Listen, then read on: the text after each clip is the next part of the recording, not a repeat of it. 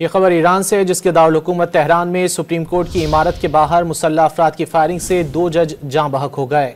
ईरानी media ने दावा किया कि हमले का निशाना सुप्रीम कोर्ट के 3 जजेस थे।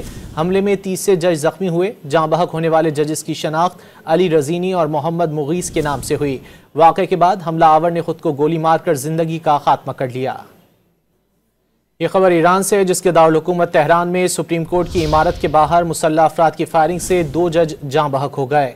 ईरानी मीडिया ने दावा किया कि हमले का निशाना सुप्रीम कोर्ट के 3 जजेस थे। हमले में 30 से जज जख्मी हुए। जाँ बहक होने वाले जजेस की शनाख्त अली रजीनी और मोहम्मद मुगीस के नाम से हुई। वाक़े के बाद हमला आवर ने खुद को गोली मारकर जिंदगी का खात्मा कर लिया। ये खबर ईरान से है, जिसके दारुल-हुकूमत तेहरान में सुप्रीम कोर्ट की इमारत के बाहर मुसल्लह अफराद की फायरिंग से 2 जज जाँ बहक हो गए। ईरानी मीडिया ने दावा किया कि हमले का निशाना सुप्रीम कोर्ट के 3 जजेस थे।